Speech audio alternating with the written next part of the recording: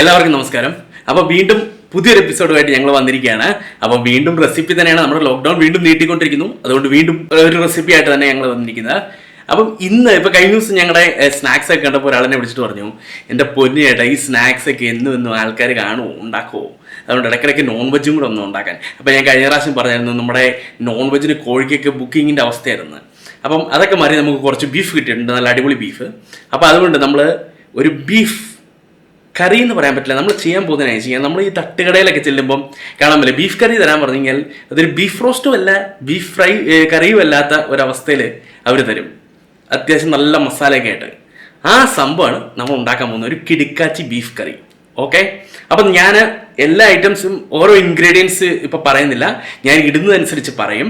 അപ്പം ബാക്കി ഇൻഗ്രീഡിയൻസും അതിൻ്റെ ക്വാണ്ടിറ്റി ഞാൻ ഡിസ്ക്രിപ്ഷനിൽ എഴുതുന്നുണ്ട്. അപ്പം ഞാൻ ഇടുമ്പോൾ അതിനെക്കുറിച്ച് പറയാം, അല്ലാതെ ഞാനൊരു ലിസ്റ്റ് തരുന്നില്ല. അപ്പം നമുക്ക് സംഭവം ഉണ്ടാക്കാം.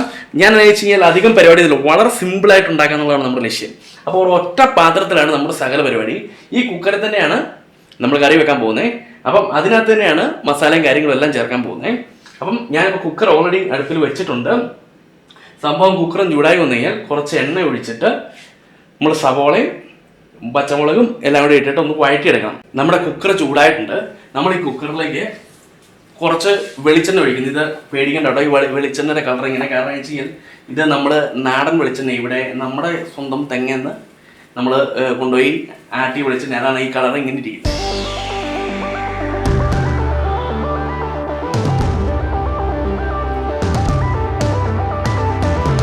അപ്പം അത്യാവശ്യം സവോളയും സംഭവം എല്ലാം വഴന്ന് വരാൻ വേണ്ടി ഞാനൊരു 3-4 സ്പൂൺ എന്ന് കൂട്ടിക്കോ വെളിച്ചെണ്ണ ഒഴിച്ചിട്ടുണ്ട്.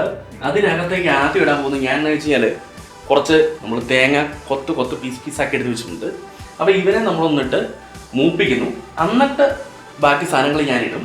ഇതിപ്പോൾ നമ്മളൊരു എന്നാ പറയുന്നത്, ഒരു ചെറിയ കഷ്ണം തേങ്ങയെ നമ്മൾ കൊത്താക്കി എടുത്തിരിക്കുകയാണ്. അപ്പം നിങ്ങൾക്ക് വേണ്ടത്ര ഇടാം. ഇത് തേങ്ങ ഇട്ട് കഴിയുമ്പോൾ അറിയോ, ഇടയ്ക്കിടയ്ക്ക് നമുക്ക് ബീഫിനകത്ത് ഇത് കടിക്കാൻ കിട്ടും.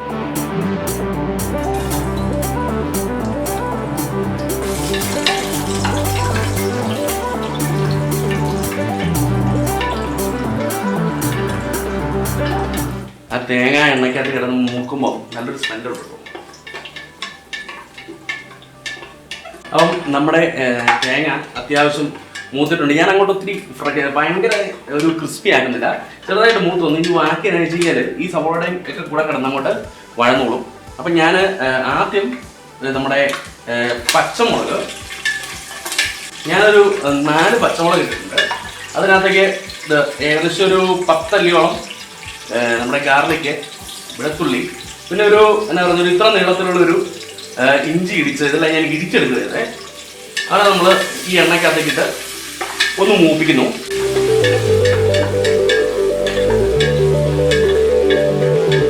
നല്ല സൂപ്പർ സ്മെല്ലാട്ടോ.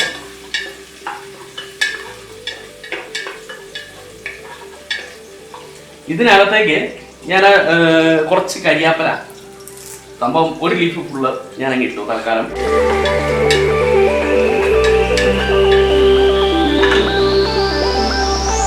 ഇത് നമ്മൾ സവോള നീളത്തിൽ അരിഞ്ഞാണ്. ഇത് ഏകദേശം ഒരു 3 വലിയ സവോള ഉണ്ട്. ഇവനെ നമ്മൾ ഇതിനകത്തേക്കിട്ട് വഴറ്റിയെടുക്കുന്നു.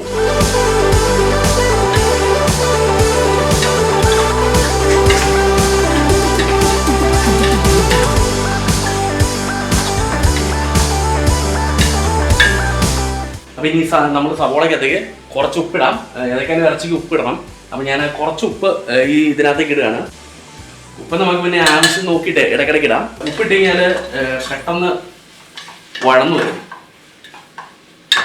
ഞാൻ ഇതിൻ്റെ കൂടെ കുറച്ച് മഞ്ഞൾപ്പൊടിയും കൂടി ഇടാൻ പോവാം. ഞാനിപ്പോൾ ഒരു 1/2 ടീസ്പൂൺ വേളി മഞ്ഞൾപ്പൊടി ഇടുന്നുണ്ട്. ഇതിനായിട്ട് നമ്മുടെ നാടൻ മഞ്ഞൾപ്പൊടി, അതുകൊണ്ട് ഒത്തിരി മഞ്ഞൾപ്പൊടിയുടെ ഒരു ആവശ്യമില്ല. അപ്പോൾ നമ്മൾ കടയിൽ നിന്നൊക്കെ വാങ്ങിക്കുന്നതാണെങ്കിൽ ഒരു ശകലം കൂടെ ഇട്ടാലും കുഴപ്പമില്ല.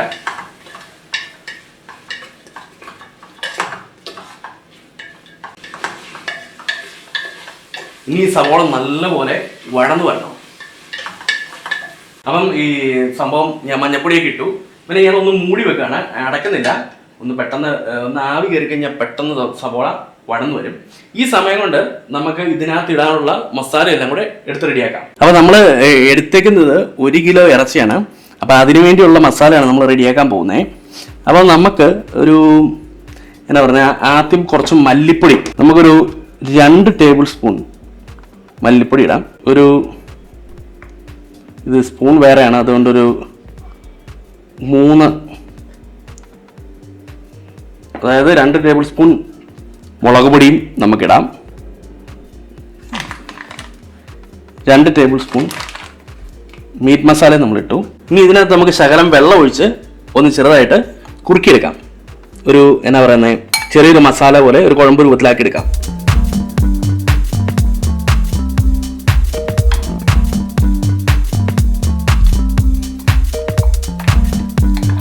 എന്നു വെച്ചാൽ നമ്മൾ മസാല നേരിട്ട് ഇതിനകത്തേക്ക് ഇട്ട് കഴിയുമ്പം നമ്മുടെ കുക്കർ നല്ല ചൂടായിട്ടിരിക്കുന്നുണ്ട്, പെട്ടെന്ന് മസാലയുടെ ആ ഒരു കളറും മാറും, മണവും പോവും. അപ്പോൾ അതുകൊണ്ടാണ് ഞാൻ ഇച്ചിരി വെള്ളം ഒഴിച്ച് ഇവനെ ഒന്ന് കുറുക്കിയെടുത്തിട്ട് അതിനകത്തേക്ക് ഇടുന്നത്. നിങ്ങൾക്ക് ഡയറക്റ്റ് കുക്കറിലേക്ക് വേണമെങ്കിൽ ഈ മസാല മീൻസ് നിങ്ങളുടെ പാത്രത്തിലേക്ക് ഡയറക്റ്റ് എണ്ണയിലേക്ക് ഇട്ടാലും കുഴപ്പമൊന്നുമില്ല.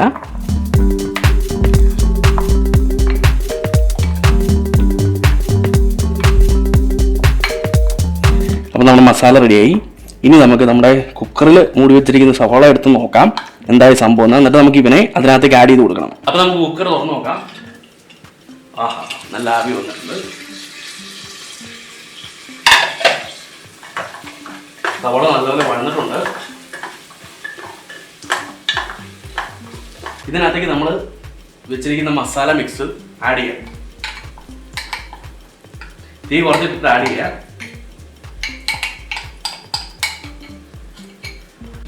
അപ്പോൾ ജസ്റ്റ് ഞാൻ ഇതിനകത്തെ മസാല എല്ലാം കൂടെ ഒന്ന് കറക്റ്റായിട്ട് വരാൻ വേണ്ടി ഒരു ശകലം വെള്ളം ഒഴിച്ച് ഞാനാണെങ്കിൽ കലക്കി ഇങ്ങോട്ട് ഒഴിക്കാനാണ്. ഇനി നമുക്ക് ഈ മസാലയെ നല്ലപോലെ ഇളക്കി ഈ സവോള പിടിപ്പിക്കാം.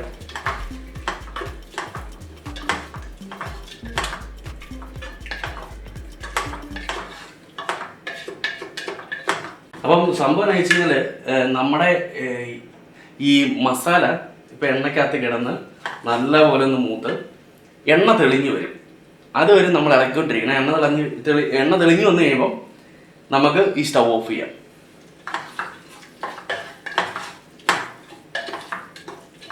നല്ലൊരു മണം വന്നിട്ടുണ്ട് കേട്ടോ ആ മസാലയിലിട്ടപ്പോൾ. അപ്പം നമ്മുടെ ആ ഒരു മസാലയുടെ ആ ഒരു കുത്തലമണമൊക്കെ മാറി കേട്ടോ, നല്ലൊരു മണം വരുന്നുണ്ട്.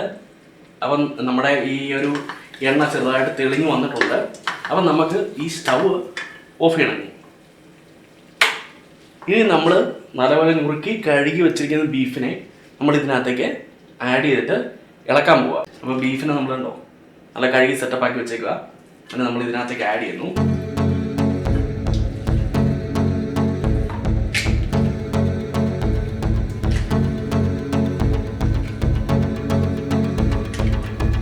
ഇനി ഇവരെ നമ്മൾ നല്ലപോലെ ഇളക്കി ഈ മസാലയും ബീഫും കൂടെ നല്ലപോലെ ഒന്ന് ഇളക്കി മിക്സ് ചെയ്യണം.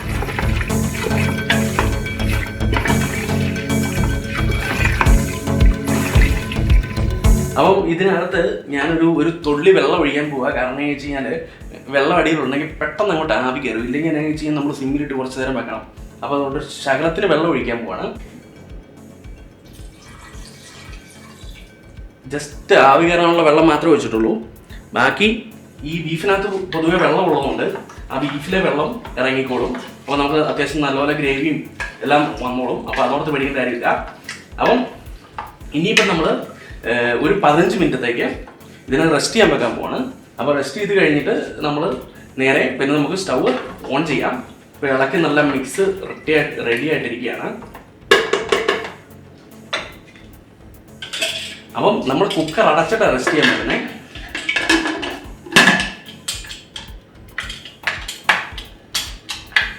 സംഭവം കുക്കർ അടച്ചു, റെസ്റ്റ് ചെയ്യാൻ വെച്ചു. ഇനി 15 മിനിറ്റ് കഴിയുമ്പം സംഭവം നമ്മൾ കുക്കർ ഓൺ സ്റ്റവ് കത്തിച്ചാൽ മാത്രം മതി. വേറെ ഒന്നും നമുക്ക് നിലവിൽ കുക്കർ ചെയ്യാനില്ല. അപ്പം 15 മിനിറ്റ് കഴിഞ്ഞ് നമുക്ക് കുക്കർ കത്തിക്കാം. അപ്പം നമ്മൾ റെസ്റ്റ് ചെയ്യാൻ വെച്ചിട്ട് 15 മിനിറ്റ് കഴിഞ്ഞു. ഇനി പറഞ്ഞല്ലോ കുക്കറിന് സ്റ്റിൽ ചൂടുണ്ട്. അപ്പം ഇനി ഇവനെ നമ്മൾ വേവിക്കുക എന്നുള്ളതാണ് പരിപാടി. നമ്മൾ സ്റ്റവ് കത്തിക്കുന്നു, ഇവനെ നല്ലപോലെ വേവിക്കുന്നു. അപ്പം നിങ്ങൾക്ക് എന്നാ പറയുന്നത്, ചിലവർക്ക് ഇറച്ചി ഒത്തിരി വേഗണ്ട. അപ്പം നിങ്ങളതനുസരിച്ച് എടുത്താൽ മതി. എനിക്ക് തോന്നുന്നൊരു 3-4 ഇറക്കി ഇട്ട് കഴിയുമ്പോഴത്തേക്കും ഒരു മീഡിയം വേവ് ആവും. അപ്പം ഞങ്ങൾക്ക് നല്ലപോലെ വേണം. അപ്പോൾ നമ്മൾ 5-6 എയർ ഹൈ ഫ്ലെയിമിലും കുടിപ്പിക്കാൻ പോകണം. അത് കഴിഞ്ഞിട്ട് ഇതിൻ്റെ ആവി എയർ പോയി കഴിയുമ്പം നമ്മളെടുത്ത് കടുക് പൊട്ടിച്ചിട്ട് ആണ് നമുക്ക് അതിൻ്റെ ടേസ്റ്റ് നോക്കുന്നത്. ഓക്കെ, അപ്പോൾ നമുക്ക് ഇതിൻ്റെ തീ കത്തിക്കാം.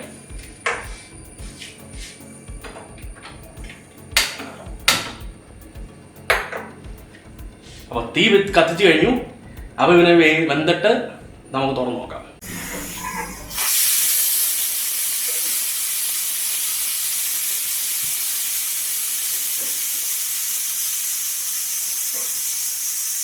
അപ്പോൾ നമ്മളെ ഇറച്ചി വെന്തെന്ന് നമ്മൾ വിശ്വസിക്കുന്നു. സംഭവം എയറൊക്കെ പോയി ഇതുണ്ടോ, ഗ്യാസൊക്കെ പോയി. നമുക്ക് തുറന്ന് നോക്കാം. സംഭവം വെന്ത് കഴിഞ്ഞാൽ നമ്മളടുത്ത് കടുക് പൊട്ടിക്കാനുള്ള പരിപാടിയാണ്.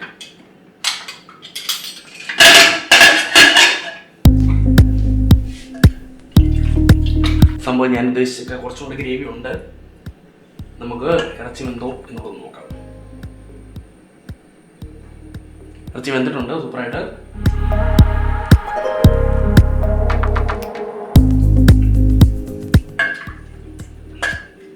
സംഭവം ഒരു ശകലം ഉപ്പിൻ്റെ കുറവുണ്ട്. ആദ്യം ഞാൻ ഉപ്പ് ഇട്ടതുകൊണ്ടാണ് ഞാൻ മുമ്പ് ഇടാതിരുന്നത്. എന്നാലും പൊടിക്കേ കുറവുള്ളൂ. ബാക്കി ഒരു ശകലം കൂടെ മീറ്റ് മസാല ആവാൻ തോന്നുന്നു. വേറെ പ്രശ്നങ്ങളൊന്നുമില്ല, ബാക്കി ഗംഭീരമായിട്ടുണ്ട്. അപ്പോൾ നമുക്ക് കടുക് പൊട്ടിച്ച് സെറ്റപ്പ് ആക്കാം. അപ്പോൾ നമ്മുടെ ചീനിച്ചട്ടി ചൂടായി കേട്ടോ. അപ്പം ഇതിനകത്ത് നമുക്ക് കടുക് പൊട്ടിക്കാം. കുറച്ച് എണ്ണ ഒഴിച്ച് നമ്മുടെ എണ്ണ ചൂടായി വന്നു കഴിഞ്ഞാൽ എന്തായാലും നമുക്ക് കടുകിടാം. എണ്ണ ചൂടായിട്ടുണ്ട്, നമുക്ക് കുറച്ച് കടുക് ഇട്ട് കൊടുക്കാം. കടുക് പൊട്ടിയാൽ നമുക്ക് അന്നേരം നമ്മുടെ കുഞ്ഞുള്ളി ഇട്ട് കൊടുക്കാം. നമുക്ക്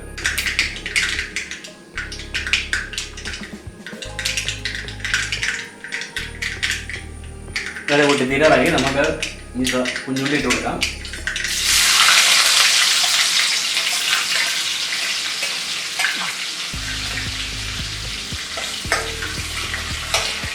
അപ്പോൾ അതിനകത്ത് ഒരു പൊടിക്ക് എരിവും കൂടെ വേണമെന്നാണ് എനിക്ക് തോന്നുന്നത്. നമുക്ക് ശകലം എരിവുള്ള താല്പര്യം. അപ്പോൾ ഒരു ശകലം മുളക് പൊടി, ഒരു ശകലോടെ മസാല ഇട്ടേക്കാം. മസാല ഇട്ട് ഈ കടുകിനകത്ത് നമ്മൾ ചേർത്തിട്ട് അതിനകത്തേക്ക് നമുക്ക് ഇറച്ചിക്കറി ഒഴിച്ച് കഴിഞ്ഞാൽ സംഭവം സെറ്റപ്പ് ആവും.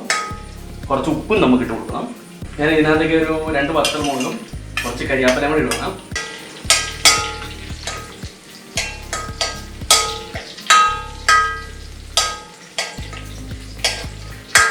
ആ ഒരു എന്നാ പറയുന്നത്, കരിയാപ്പില ഇട്ട് കഴിയുമ്പോഴത്തേക്കുണ്ടല്ലോ നല്ലൊരു സ്മെല്ലുണ്ടല്ലോ കറി പൊട്ടിക്കും. നമ്മൾ ആ ഇറച്ചിയും കൂടി ഇട്ട് കഴിയുമ്പോൾ സെറ്റപ്പായിട്ടു. നമ്മുടെ ഉള്ളി കടുക് പൊട്ടിച്ച് സംഭവം സെറ്റപ്പായിട്ടുണ്ട്. നമുക്ക് ഇച്ചിരി മുളക് പൊടിയും കുറച്ച് മീറ്റ് മസാല കൂടി ഇതിനകത്തേക്ക് ആഡ് ചെയ്യാം.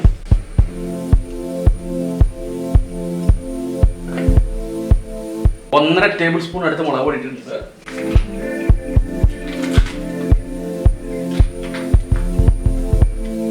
ഏകദേശം അത്രയും തന്നെ മീറ്റ് മസാലയും ഞാൻ ആഡ് ചെയ്തിട്ടുണ്ട്.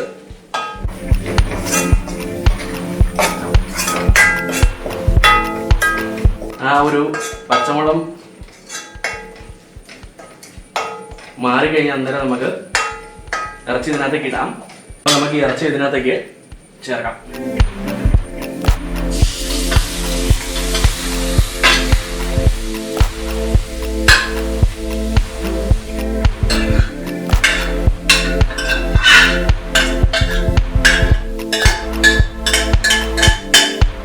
ഇറച്ചി നമ്മൾ നമ്മുടെ കടുക് പൊട്ടിച്ചതിനകത്തേക്ക് ഇട്ടിരിക്കുകയാണ്.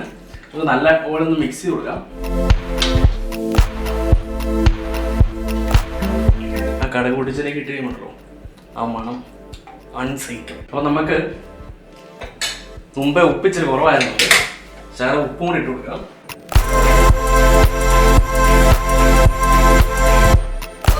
അതേപോലെ നമുക്കൊരു ശകലം കുരുമുളക് പൊടി ഇട്ട് കൊടുക്കാം. ഇരയുടെ ചെന്ന് കഴിക്കുമ്പോൾ സംഭവം എരിവാണല്ലോ എൻ്റെ ഒരു പ്രധാനപ്പെട്ട സംഭവം. ആ കൂടെ ഞാൻ ഒരു ശകലം ഗരം മസാലയും കൂടെ ആഡ് ചെയ്യണം. ഇത്രയുള്ള പരിപാടി. നമ്മുടെ ഇറച്ചിക്കറി ഇപ്പം സെറ്റപ്പായി കാണും. അതാണ് അതിൻ്റെ ഒരു സെറ്റപ്പോളജി. ഇനി ഇവൻ നല്ലപോലെ ഒന്ന് ഇളക്കട്ടെ, എന്നിട്ട് നമുക്ക് ടേസ്റ്റ് നോക്കാം.